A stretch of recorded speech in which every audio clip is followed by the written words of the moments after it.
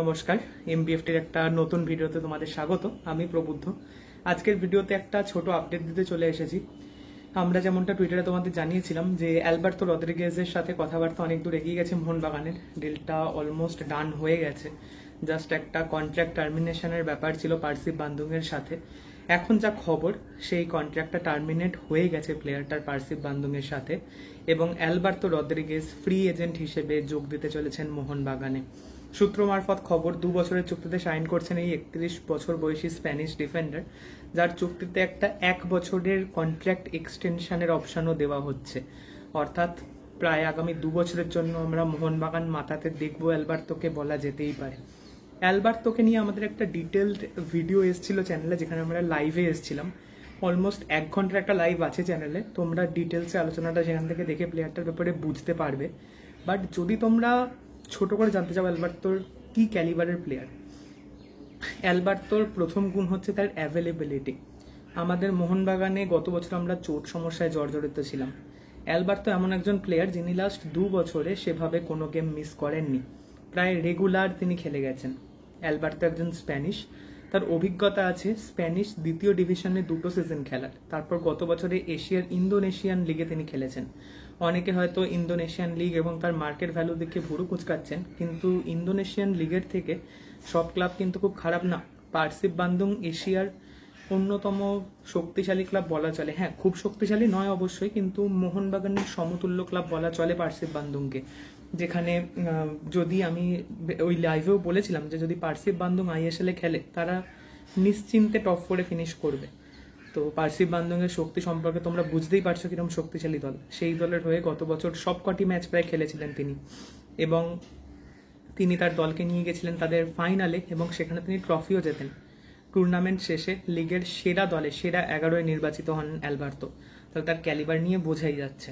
এছাড়া Jose Molina পছন্দ করেন build up from the back থিওরিতে, যেখানে তার গোলকিপার এবং ডিফেন্ডাররা বল পায়ে স্বাচ্ছন্দ্য হবেন।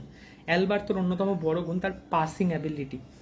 দুটো পায়েরই খেলতে স্বাচ্ছন্দ্য অ্যালবার্তো। কখনো ডিফেন্সের লেফট সাইড থেকে অপারেট করেন, কখনো বা রাইট সাইড থেকে, এবং তার পাসিং অ্যাকিউরেসি ঈর্ষণীয়। তার পাসিং অ্যাকিউরেসি প্রায় 80%-এর ওপরে, আমি যদি খুব ভালো না হই। এছাড়া তার চেহারা অনুযায়ী তিনি একজন ফিজিক্যালি বিস্ট বলা চলে তাকে। তার অন্যতম গুণ তার গতি। একজন ডিফেন্ডারের যদি গতি থাকে তাহলে সে আনস্টপেবল হয়ে যায়। অ্যালবার্তো সেই ক্যাটাগরিতে থাকেন। তার গতি তার একটা বড় অস্ত্র।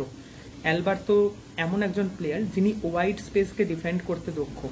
যখন কোনো উইঙ্গার চ্যানেল দিয়ে অপারেট করে তখন তাকে ধরে ফেলতে অ্যালবার্তোর জুড়ি মেলা ভার। ইন্দোনেশিয়ান লিগে তিনি মোস্ট ভ্যালুয়েবল ডিফেন্ডারের শিরোপা পেয়েছেন গতবারে, যেটা তার ফুটবল ক্যাপাবিলিটির অনন্য নিদর্শন। এই অ্যালবার্তো এমন একজন প্লেয়ার যার মধ্যে একটা লিডারের মতো ক্যারেক্টার আছে। তোমরা যদি পার্সিব বান্দুংয়ের সমর্থকদের সাথে কথা বলো, তোমরা বুঝতে পারবে অ্যালবার্তো কতটা ফ্যান ফেভারিট। তোমাদের সবার প্রিয় ফুটবলার ছিল ফ্র্যান গঞ্জালেস, যিনি 2019-20 মরশুমে আমাদের আই লিগ জিততে নজর করা ভূমিকা রেখেছিলেন। অ্যালবার্তোর সঙ্গে ফ্র্যান গঞ্জালেসের ক্যারেক্টারে একটা মিল আছে। এবং সবচেয়ে বড় কথা, অ্যালবার্তো এমন একজন ফুটবলার যিনি হোসে মলিনার প্লে স্টাইলে খুব সুন্দরভাবে ফিট করেন। অ্যালবার্তোকে যদি ডিসক্রাইব করতে হয় তাহলে বলা চলে তিনি ব্রেন্ডন হ্যামিল এবং হেক্টর ইউস্তের একটা কি বলবো সংকর বলা যেতে পারে। ব্রেন্ডন হ্যামিল এবং হেক্টর ইউস্তের, তিনি যেমন ইউস্তের মতো বক্সে ডমিনেট, ডিফেন্সিভভাবে খুব দক্ষ তিনি পজিশন নিতে জানেন ডিফেন্সের সময়, তেমনই তিনি হ্যামিলের মতো বল পায়ে দক্ষ। এছাড়া গোল করারও একটা ন্যাক আছে এই প্লেয়ারটির।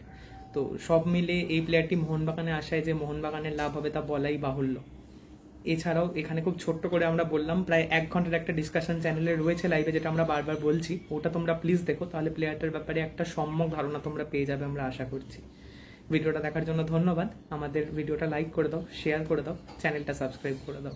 আর হ্যাঁ, আগামী মরশুমে রেডি থেকো অ্যালবার্তো অ্যালবার্তো বলে চিৎকার করতে। জয় মোহনবাগান।